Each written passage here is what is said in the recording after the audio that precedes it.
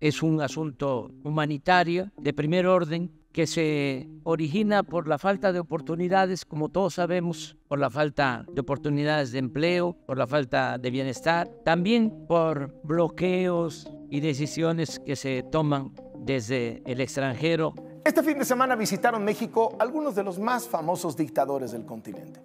En Palenque, Chiapas, se llevó a cabo la cumbre por una vecindad fraterna y con bienestar. ¿Cómo es posible que la política exterior mexicana, teniendo un tema tan sensible, dedique tiempo a violadores sistemáticos de derechos humanos y ni un centímetro de cordialidad a la empatía que tendría que hacerse para el pueblo israelita? Es obviamente una cumbre bananera. Fueron puros bananeros, sobre todo los dictadores bananeros Díaz-Canel y Maduro. Con el bloqueo a veces se deja sin alimentos a los pueblos. Así de cruda es la realidad, dejar sin posibilidad de comida a los pueblos o sin combustible, sin energía eléctrica, inmovilizar a la gente. La migración es un tema de países bananeros, como intentan decir desde la oposición. Esto es un diagnóstico y una sentencia al mismo tiempo, o quizá nos encontramos frente a un nuevo proceso de integración que busca abordar el fenómeno desde sus causas estructurales, causas que han obligado a miles de personas a dejar sus hogares y sus países. Esto es En Re.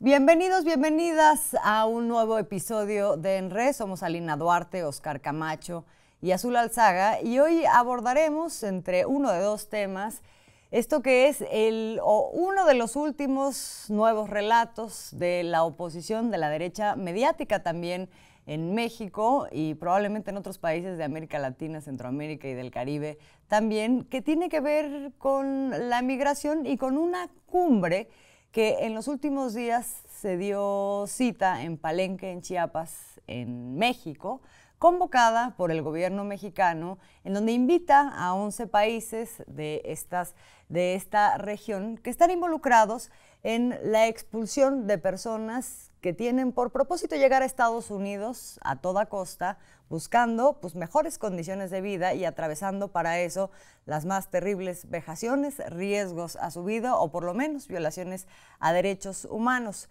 México convoca a esta cumbre para abordar con esos países las causas estructurales que dan razón de ese movimiento humano que va hacia el norte y que además enfrenta un tope en Estados Unidos y tiene distintas problemáticas.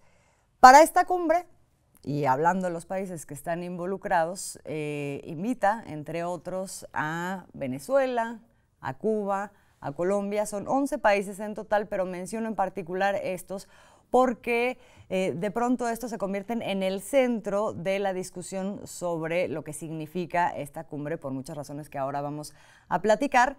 Y es importante atender esto también porque dentro de lo que forma parte del diagnóstico no se evita hablar de temas que son de profunda incomodidad para Estados Unidos como parte de estas causas estructurales en el caso de Cuba y de Venezuela, como lo son las sanciones económicas, el bloqueo directamente o toda una lógica intervencionista que tiene que ver con la Guerra Fría. Y aquí es donde entran la oposición y las derechas en su interpretación de lo que fue esta cumbre, porque no dejan de saltar estas viejas tentaciones de plantear las cosas como es un acto en donde México está apoyando a las grandes dictaduras, ¿no?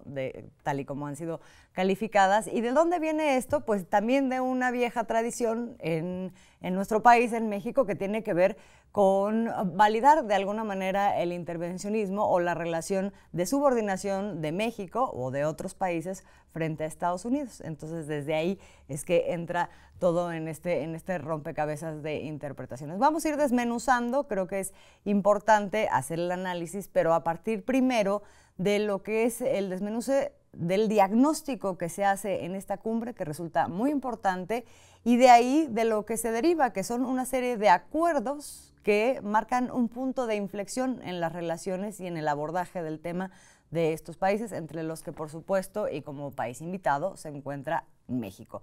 Alina, vamos a esa parte. Hola, ¿qué tal? Azul, Oscar, pues yo creo que este encuentro sin duda es histórico, ¿no? Por mucho que haya pasado desapercibido por los medios o que lo abordaron los medios de comunicación haya sido para denostarlo, minimizarlo o agredirlo, como ya escuchábamos al principio, que si los dictadores, que si las repúblicas bananeras, etcétera, etcétera. Este diagnóstico del que hablas, Azul, habla de las realidades de cada país, ¿no? Es algo que hay que entender. Cada uno de los países se ha visto en confrontaciones distintas, en una correlación de fuerzas distintas e incluso en un nivel de intervencionismo, sobre todo de Estados Unidos, de forma distinta. En algunos lados ha financiado a sus derechas, en otros ha propagado directamente la migración, etcétera. Pero bueno, ahora se va a un tema que también era muy tabú dentro de las propias izquierdas, ¿no? Al momento de debatirlo, porque también uno asume que son gobiernos progresistas y que ya los problemas están solucionados. Sin embargo, no ha sido así, ¿no? El tema de migración responde a condiciones muy específicas.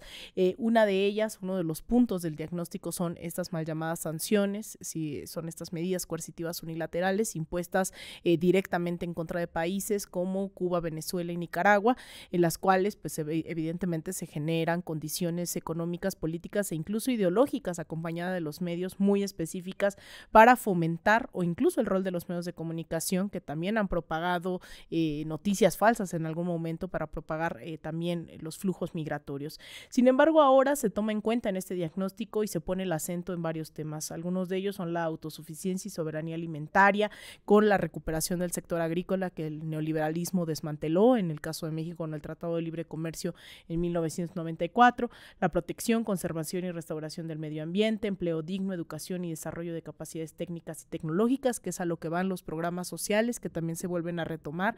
Hasta el momento México ya tiene más de 20,000 beneficiarios y beneficiarias de estos programas sociales en Honduras, 20,000 en El Salvador y 5,000 en cooperativas cubanas. La idea es que esto se expanda hacia Centroamérica y Sudamérica.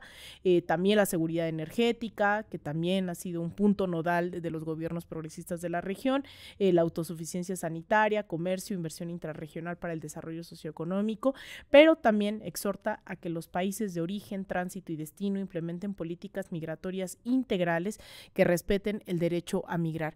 Y eso, hay que decirlo, representa un reto para absolutamente todos los países, ¿no? Creo que aquí estamos con un diagnóstico que me parece sumamente certero. También se habla de apoyar directamente a Haití, que eso ha también sido algo que hemos tenido una gran deuda regional con el tema de Haití. No hemos sabido presionar lo suficiente para que algo pase al respecto. Tiene que ver también la regularización de ciertas nacionalidades, replantear la arquitectura financiera internacional que ya se planteó en varios debates en la ONU recientemente, ampliación de las vías regulares, ordenadas y seguras de migración y profundizar las relaciones de cooperación sur-sur. Ese es un poco el diagnóstico, insistiendo en que eso representa un reto para nosotros como anfitriones también, ¿no? Sobre todo teniendo tragedias recientes como la de Ciudad Juárez, en donde murieron más de 70 migrantes, y que eso evidentemente no debió pasar. Así que también creo que eso significa un reto para establecer procesos de justicia, de reparación de daños, pero sobre todo establecer las garantías de no repetición de sucesos como este.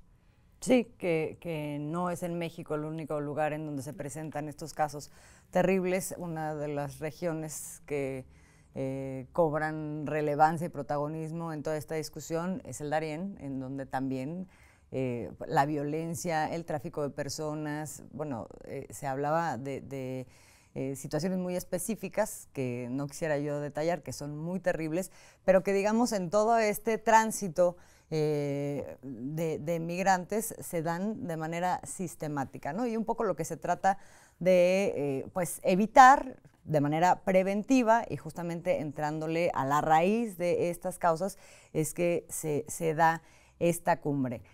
Vemos las acciones, vemos el diagnóstico, Oscar, y finalmente parece que sí hay una serie de cosas que se pueden hacer a nivel regional, tomando acciones muy concretas entre los países, por un lado, y por otro, actuando como una especie de bloque de presión al propio Estados Unidos, en donde pues hay dos grandes temas. Uno, el de las sanciones, y otro, el de las prioridades que da esa nación a dónde va a poner los dineros, más a las armas que al desarrollo de los pueblos. Sí, a ver, hay que decir que de pronto hay libros que son clásicos y que por más que los quieran desaparecer, quemar, vilipendiar, pues no pasa nunca de moda, ¿no? Entonces el imperialismo, fase superior del capitalismo, es uno de ellos, ¿no? Y la verdad, creo que ahí está muy bien explicado cuál podría ser la razón, la causa fundamental de la migración que hoy en América Latina estamos viendo de una manera descarnada, tanto como los europeos ya lo han vivido desde hace muchos años. O sea, no es un fenómeno ahora de nosotros, por eso hablo de este libro. Y me refiero a un principio básico: las naciones desarrolladas, como Estados Unidos, no se cansan de saquear las riquezas de los países subdesarrollados. ¿Y qué genera eso? Pues genera, al final de cuentas, que ellos llegan a los países subdesarrollados, explotan todas sus riquezas naturales y terminan por llevarse el dinero a los Estados Unidos. O sea, mucho del dinero que hoy existe en los Estados Unidos es gracias a la explotación que han hecho de los países latinoamericanos. Pues lógicamente los países latinoamericanos se quedan sin trabajo, se quedan sin recursos naturales, se quedan sin empleos, ¿y a dónde tienen que ir a buscarlo? Pues a esas naciones. Y hoy estamos viendo precisamente que los medios de comunicación, desde mi punto de vista, buscan desacreditar esta cumbre de migración a la que convocó el presidente Andrés Manuel López Obrador a los países de Latinoamérica, pues porque es una bofetada una reunión de esta. Hablar de migración es una bofetada para los Estados Unidos, sobre todo porque, pues, está muy claro que ellos son los responsables de una manera directa de muchas de las cosas que llevan a esta migración, ¿no? Entonces, incluyendo el cambio climático, que es una de las cosas que también cobró protagonismo. Porque son depredadores, llegan y no tienen respeto por el medio ambiente de los países subdesarrollados, lejano a las medidas que dicen ellos implementar en sus países, ¿no? Ser muy buena ondita para cuidar la ecología, y en los países de la región, pues evidentemente les importa un comino, ¿no?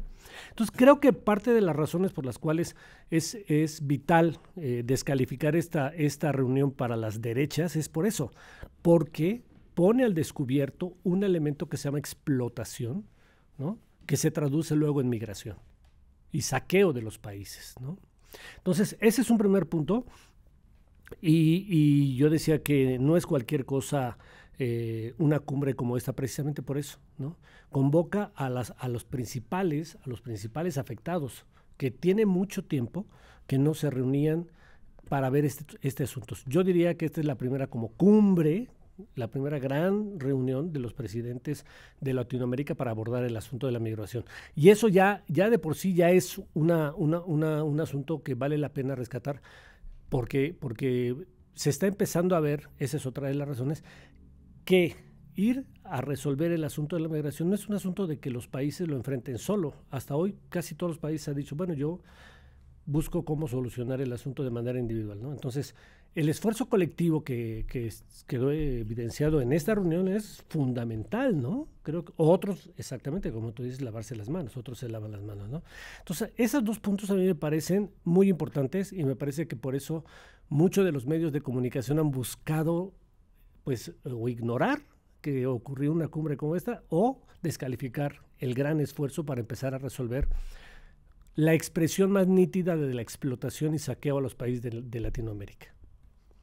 Sí, decíamos esta cosa de tener que enfrentar esto de manera solitaria y muchas veces también obligados, pues, por el gran silencio que se había generado por muchos años por parte de, digamos, los principales países latinoamericanos, que esto ha venido cambiando en la configuración, pero donde entra en un rol muy especial en estos últimos 5 años México también, ¿no? O sea, quiero referirme particularmente al tema de México porque navega en dos aguas. Por un lado, sí tiene una interlocución y un vínculo que le permite, digamos, mayor capacidad de negociación con Estados Unidos por primera vez desde un lugar que no es subordinado, pero sí de socio, de alguna manera, por el vínculo fuertísimo que tenemos comercialmente con Estados Unidos, pero por otro lado también abrazando un discurso que es eminentemente solidario con quienes, pues prácticamente por muchísimos años, Estados Unidos ha vetado en el continente, ¿no? Que es el caso de, bueno, más países, pero particularmente Cuba y Venezuela. ¿Cómo ves aquí este rol de México, Alina? Mira, yo creo que aquí es un privilegio hoy estar hablando desde México sobre este tipo de procesos, toda vez que hemos visto en los últimos 20 años un cambio de correlación de fuerzas con el imperialismo estadounidense, este encontronazo, si podremos llamarlo así, entre el bolivarianismo y el monroísmo, ¿no? Después de 200 años de doctrina Monroe, se planteó hace más de 2 décadas que había otra vía, que era la vía que recuperaba los sueños de José Martí, de Simón Bolívar, y que hoy hay nuevos referentes también en la región como Hugo Chávez, Fidel Castro, y hoy en México, más allá de que no es una apuesta por el socialismo, por el comunismo, se ha replanteado esa correlación de fuerzas en otros términos. Hace 20 años, cuando se planteaban una nueva arquitectura financiera de alianzas en la región, se planteaba la UNASUR, la creación de la CELAC, la creación de ALBA, TCP, ¿no? El Tratado de Comercio entre los Pueblos, Petrocaribe, incluso también en términos mediáticos, la apuesta fue crear medios como Telesur, ¿no? También con esa visión. Y pues eso se llamó la década ganada, y después vino también una gran derrota para las izquierdas en la región, que vino el revés con la victoria de Mauricio Macri en Argentina, Sebastián Piñera en Chile, bueno, la continuidad del neoliberalismo, vimos golpes de Estado también, a los más recientes, incluso en 2019, 2020 y 2021, con Evo Morales, con Pedro Castillo, y hoy México ha enarbolado nuevamente esta tradición que constitucionalmente ya estaba, la doctrina Estrada, y ha arropado nuevamente estos procesos de integración en América Latina, el Caribe e incluso, me atrevería a decir, en el sur global. La migración, como dice Óscar, pues no es nada más una cuestión de que apareció por generación espontánea. Ese imperialismo estadounidense nos lo ha hecho creer a través de los medios de comunicación, de Hollywood también como gran industria ideológica, cultural, que esto empieza en la frontera sur de Estados Unidos. Sin embargo, eso no es así. Esto empieza con esas sanciones, con esas medidas coercitivas unilaterales, financieras, económicas, bloqueos, con la injerencia, desestabilización y golpes de Estado. Y hoy México, durante los últimos 5 años, se ha negado incluso a participar en organismos que fueron creados por los intereses de Estados Unidos, como la Cumbre de las Américas, como la propia OEA la ha denunciado.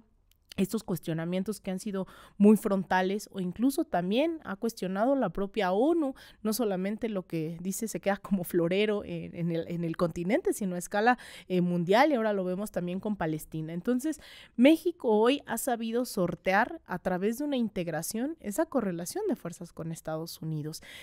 El próximo mes de noviembre se sentará a la mesa con todos estos acuerdos, en la mesa con Joe Biden, un presidente sumamente desprestigiado, que no tiene apoyo, que muy probablemente haga que regrese incluso el trumpismo a Estados Unidos, lo cual es sumamente peligroso.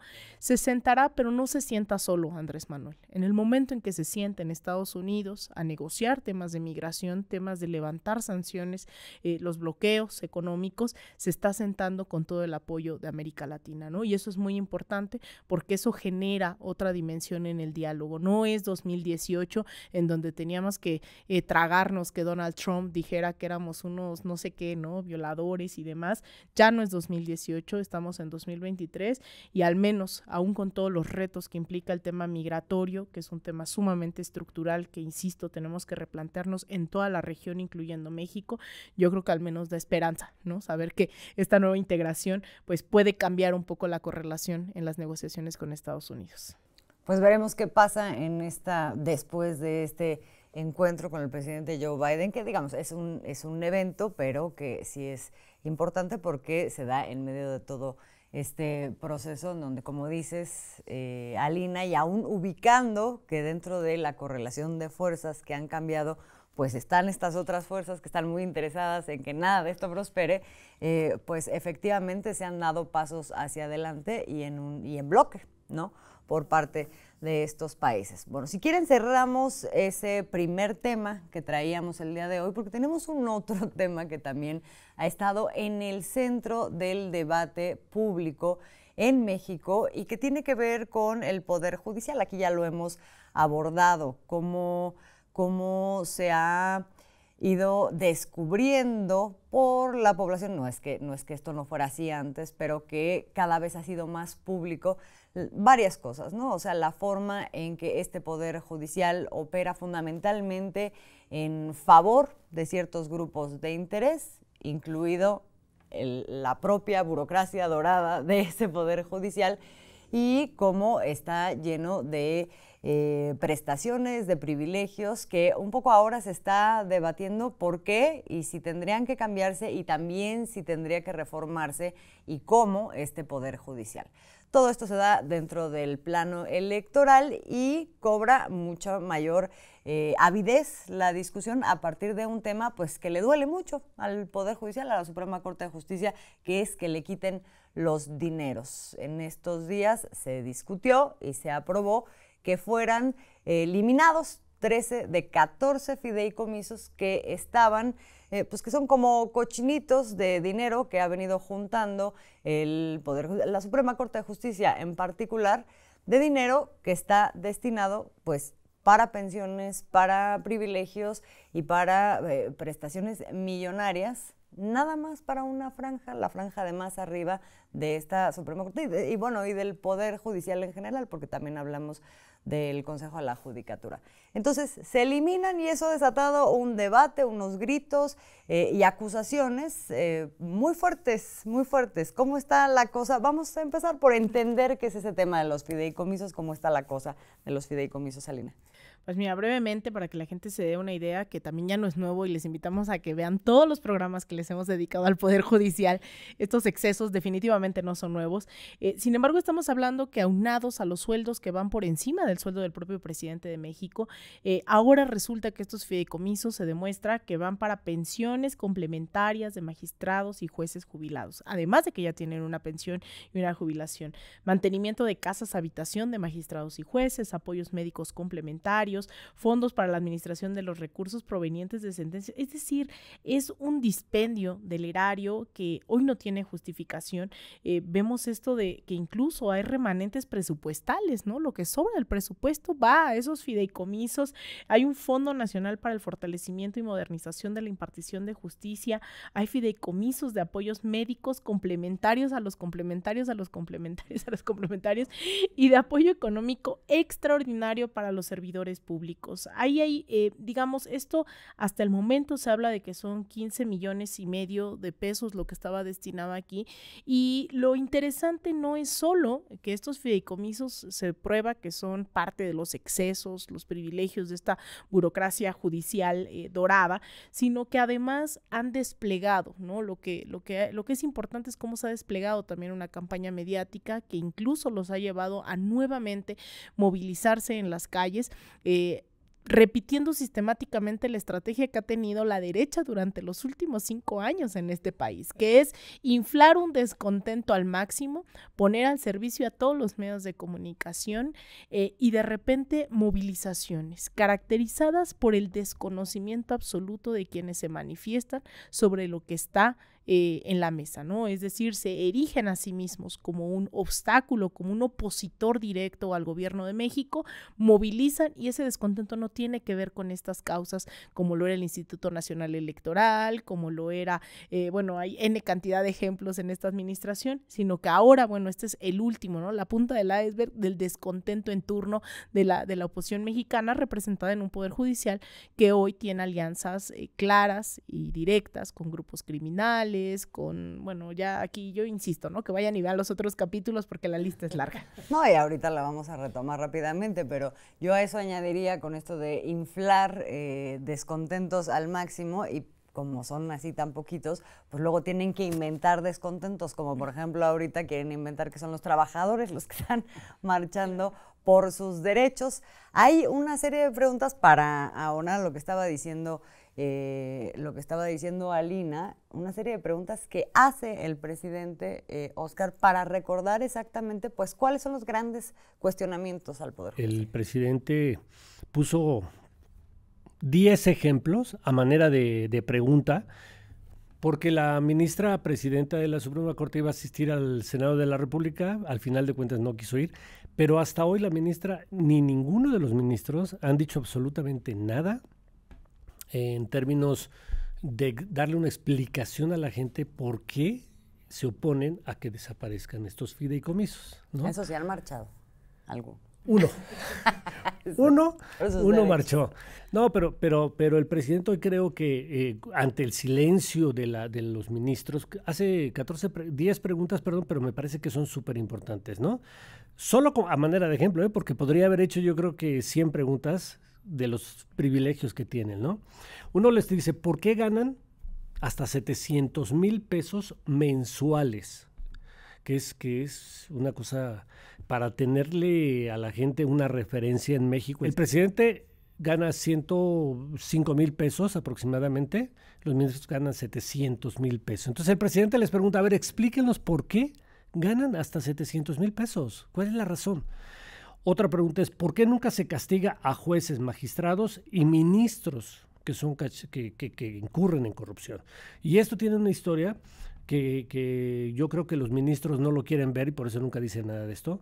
No, yo no creo que haya en México un mexicano que no diga que los jueces son corruptos. Uno va a cualquier juzgado y lo primero que dice es ¿cuánto me van a sacar si llego a un juicio, ¿no? Pues porque uno conoce la corrupción de los jueces. Entonces les pregunta, ¿por qué nunca se mete a los jueces a la cárcel?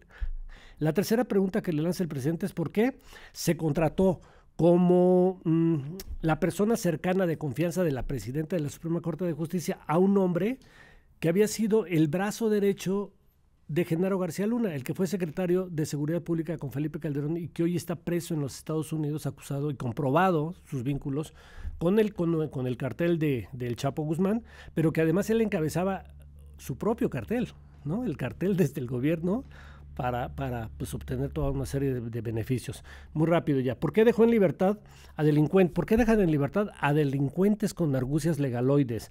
¿Qué han hecho? ¿Qué han resuelto a favor de la mayoría del pueblo de México? ¿Por qué no permitieron que se consultara al pueblo de México cuando se privatizó el petróleo con Peña Nieto, ¿no? ¿Por qué no concedieron amparos cuando se privatizaron las pensiones de los trabajadores? ¿A qué nos referimos? A que en México existe una serie de pensiones que le garantizaban a la gente que después de cierta edad y con ciertas semanas de trabajar podías tener una pensión. Se quitan las pensiones y se da paso al modelo de las AFORES, ¿no? Donde ya no hay. Hoy los jóvenes de este país ya no tienen un futuro nada halagüeño porque pues ya no tienen la manera de, aunque trabajes 30 años, de tener una pensión, ¿no? Luego también les pregunta, ¿por qué no? Y ahí los amparos no, ¿por qué? No, bueno. No. Claro. Ahorita sí, a las grandes empresas sí. Así es. De a peso. Así es, ¿no? Y de asuntos que han tenido que ver en México, donde murieron 49 niños, ¿por qué no castigaron a los responsables de la guardería ABC, ¿no? ¿Por qué aceptaron promover y apoyar el desafuero del mismo presidente de la República cuando fue jefe de gobierno en la Ciudad de México? Hubo todo un complot encabezado por el entonces ministro de la Suprema Corte, Mariano Azuela, junto con Vicente Fox para desaforar a Andrés Manuel López Obrador, y no hicieron nada. O sea, bueno, sí hicieron todo a favor de la injusticia. ¿Por qué en vez de castigar a los delincuentes de cuello blanco, los dejan en libertad y les devuelven además sus cuentas bancarias, su dinero? Todo, ¿no? ¿Por qué tienen subejercicios cada año y los meten a sus fideicomisos? ¿Qué les parece que el pueblo elija a los jueces, magistrados y ministros? Y finalmente, ¿cuánto destinan a pagar de chayote? Es decir, ¿cuánto le dan a la prensa para que hable bien del Poder Judicial? 10 preguntas, sé que aquí son... Que contesten una, ¿no?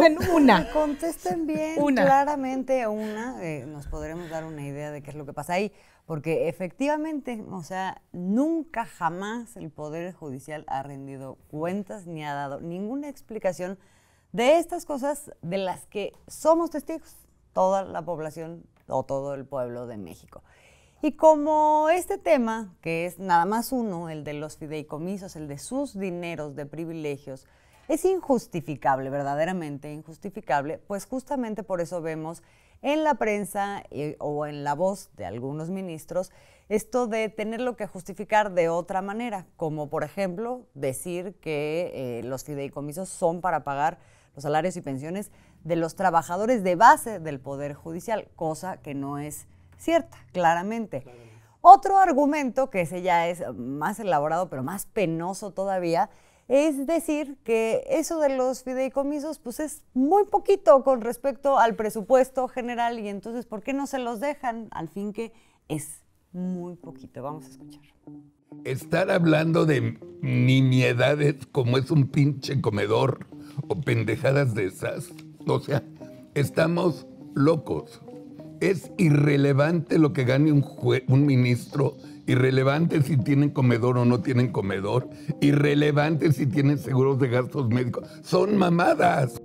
¿Por qué quieren estar, digamos, preocupados por los pequeños centavos que, digamos, viendo un presupuesto de 6 billones, o sea, 6 millones de pesos, pues este presupuesto que quieren quitarle, quieren destruir, digamos, estos fideicomisos, quitándole el dinero a los trabajadores del Poder Judicial, terminan siendo verdaderamente microscópicos a la luz de todo el presupuesto. ¿Pero por qué lo hacen? Para empezar, no son 6 billones, son 9 billones para el presupuesto del 2024 y este año fueron 7.3, no son 6. Te quedaste desactualizada.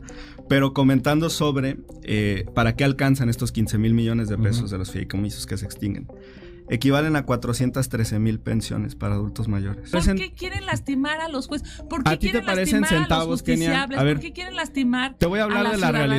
realidad. ¿Por qué quieren lastimar Kenia, a la señora que está buscando senadora, no. justicia Estamos hablando de los tribunal? números. A ver, senadora, ¿a ti te parecen centavos? Pero fuera de la Ciudad de México, Para los 9 algunos billones. miles de millones de pesos resuelven problemas para millones de personas. 5,000 millones de pesos en Jalisco dotan de agua a 5.3 millones de habitantes de la zona metropolitana de Guadalajara. 10,000 millones de pesos en Sinaloa bastan para construir la presa Santa María, que dota de agua a todo el distrito de riego del granero del país. 3,000 millones de pesos en Guerrero alcanzan para construir un hospital regional en Acapulco que le va a dar servicio a una ciudad de 1 millón de habitantes. 2,000 millones de pesos en Ciudad Juárez alcanzan para construir un hospital de zona que le va a dar salud a 1 millón de habitantes de esa ciudad. Sí, lo que señalas es verdaderamente impresionante. Yo, antes de entrar a otro punto, sí quisiera señalar algo vinculado con lo que dices. Yo creo que nunca habíamos visto en México una campaña con tanto cinismo. Porque, bueno, sabemos que defienden sus intereses y que lanzan campañas y que mienten, ¿no? O sea, la mentira es parte de la campaña de las derechas en este país. Pero esto ha llegado a ribetes de cinismo impresionante. O sea, salir a defender privilegios por 15,000 millones de pesos, por salarios impresionantemente altos, que nada tienen que ver con la pobreza, con el olvido de muchos mexicanos. Es decir, son verdaderamente de una insensibilidad que asquea. Esa es la palabra. ¿Con qué cierras, Alina? Sí. Pues bueno, yo cerraría escuchando a la gente qué es lo que está diciendo sobre el Poder Judicial. Salimos a las calles aquí en De Raíz y salimos a preguntarles qué es lo que está opinando. Obviamente, si de algo nos enorgullecemos y por lo cual surgen estos proyectos, es justamente porque la gente quiere opinar, pero también ser escuchada. Así que vamos a escuchar qué dicen en las calles sobre el Poder Judicial.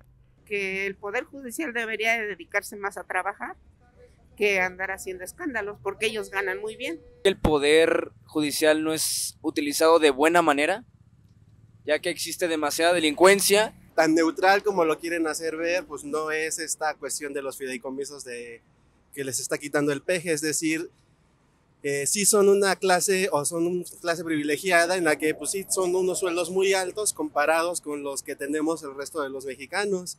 Además, pareciera que están más preocupados por estar peleando por estos privilegios que por realmente solventar las problemáticas que estamos viviendo aquí en el país o que tenemos por solucionar en el país, sobre todo estas cuestiones de resolución de juicios entre los trabajadores y los empresarios, los juicios contra las mineras, que pues, es más allá de todo eso. Eso es lo que deberías realmente estar peleando el Poder Judicial.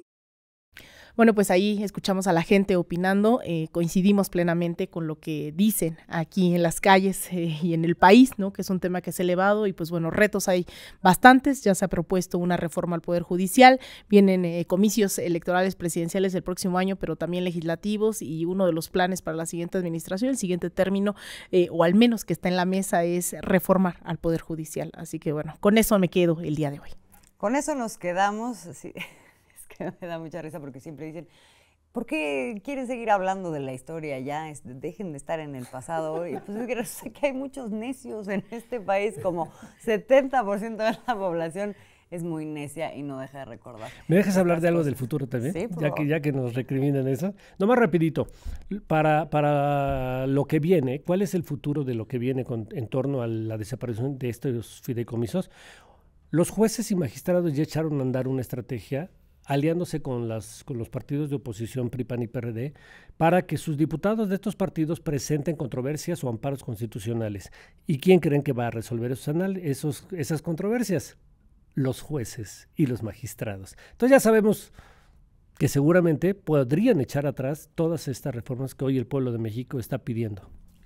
Esta particularmente de los fideicomisos, todavía hay que ver qué pasa en las elecciones, porque lo que viene es la reforma judicial profunda y esa posibilidad pues dependerá de la gente. Pero efectivamente, como dices, y si para algo sirve todo este debate de los fideicomisos, es justamente para seguir hablando de estos temas. Le agradecemos mucho que nos haya acompañado. Somos Alina Duarte, Óscar Camacho, Azul Alzaga. Nos vemos en el próximo episodio de ENRE. Por lo pronto, le deseamos que esté muy bien.